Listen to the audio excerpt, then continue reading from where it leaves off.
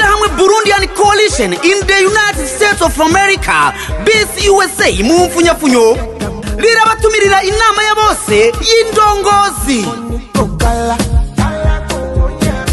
Iyo nama ikazoba kuva ku igenekerezo rya 10 gushika ku igenekerezo rya 12 ukwezi kwa 11 umwaka wa 2023 mu kibanza gikurikira.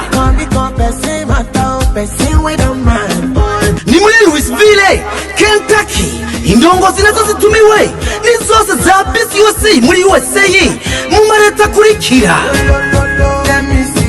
Alabama, Kentucky, South Dakota, Ohio, Texas, South Carolina, Illinois, New Mexico, Oregon, Virginia, Tennessee,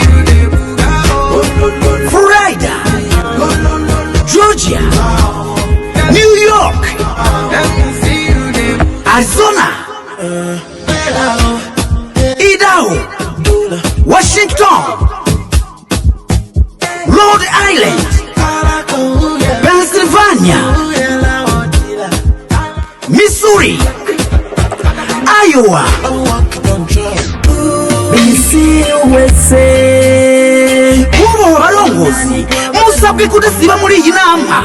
BC USA, ubumwe bwacu nizo nkomezi zacu.